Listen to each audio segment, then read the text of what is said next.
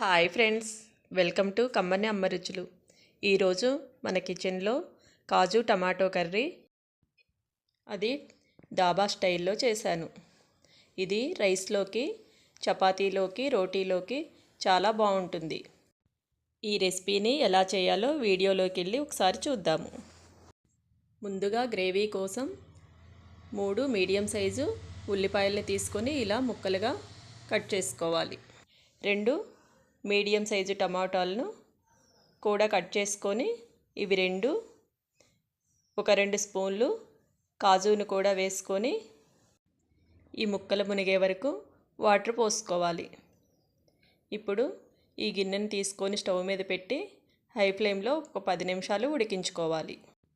ఈ ముక్కలు ఉడికేలోగా ఒక పాన్ పెట్టుకొని స్టవ్ మీద ఆయిల్ పోసుకొని జీడిపప్పు వేయించుకుందాము. ఒక పావు కప్పు జీడిపప్పుని తీసుకొని వేయించుకుందాము. దీనికి జీడిపప్పు గుండ్లు అయితేనే బాగుంటాయి. గోల్డెన్ బ్రౌన్ కలర్ వచ్చాక ఇవి తీసి ఒక ప్లేట్లో వేసుకొని ఇప్పుడు మళ్ళీ అదే ఆయిల్లో ఒక 4 టమాటాలు ముక్కలుగా కట్ చేసుకొని మెత్తబడే వరకు ఫ్రై చేసుకోవాలి. ఇవి ముక్కలు మెత్తబడ్డాయి అని తెలియాలంటే ముక్క నుండి పొట్టు విడిపోతుంది. అప్పుడు ముక్కలు మెత్తబడినట్టు. వాటిని తీసి పక్కన పెట్టుకోవాలి. ఇప్పుడు ఈ టమాటోలు ఉల్లిపాయలు కూడా ఉడికాయి. స్టవ్ ఆఫ్ చేసుకొని చల్లార్చుకుందాం. ఇవి చల్లారేలోగా ఒక బాండీ పెట్టుకొని ముందుగా జీడిపప్పు వేయించుకున్న ఆయిల్ని వేసుకుందాము. ఆయిల్ వేసుకొని 1 స్పూను జీలకర్ర కొద్దిగా ఫ్రై అయ్యాక సన్నగా చాప్ చేసుకున్న ఉల్లిపాయ ముక్కలను వేసుకోవాలి. 2 పచ్చిమిర్చిలు కూడా సన్నగా కట్ చేసుకొని వేసుకొని ఇవి మొత్తం గోల్డెన్ బ్రౌన్ కలర్ వచ్చే వరకు ఫ్రై చేసుకోవాలి. ఇవి ఫ్రై అయ్యేలోగా ముందుగా ఉడికించుకున్న టమాటాలను, ఉల్లిపాయ ముక్కలను వాటర్ రాకుండా ఓన్లీ ముక్కల వరకు మిక్సీ జార్లోకి తీసుకొని గ్రైండ్ చేసుకోవాలి. గ్రేవీ కోసము ఈ పేస్ట్ అయితే రెడీ అయింది. ఇప్పుడు ఉల్లిపాయ ముక్కలు బ్రౌన్ కలర్ వచ్చాక ఈ పేస్ట్ని వేసుకుందాము.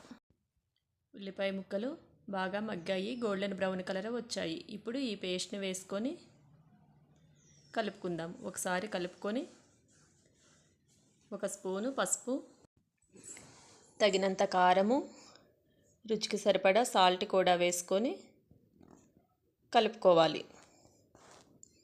మొత్తం కలిసే వరకు కలుపుకొని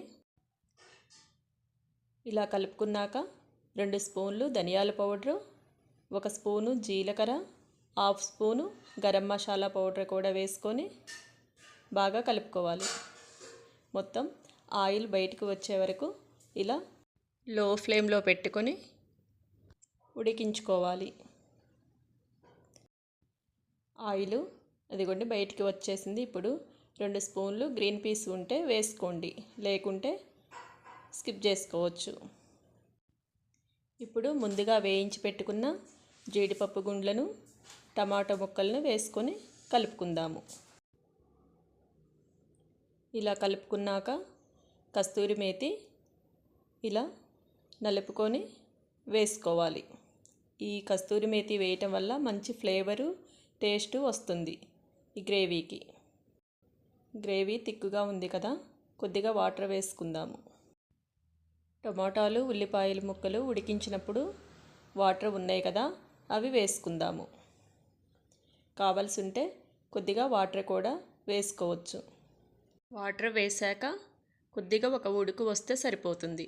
ఇప్పుడు చివరిగా సన్నగా కట్ చేసిన కొత్తిమీరని కూడా వేసుకొని కలుపుకొని సర్వింగ్ బౌల్లో సర్వ్ చేసుకుందాము. ఎంతో రుచికరమైన కాజు టమాటో కర్రీ రెడీ అయింది. ఈ కర్రీ రైస్లోకి, చపాతీలోకి, రోటీలోకి చాలా చాలా బాగుంటుంది. మీరు కూడా ఒకసారి ట్రై చేసి టేస్ట్ చూడండి. ఎలా ఉందో కామెంట్ చేయండి.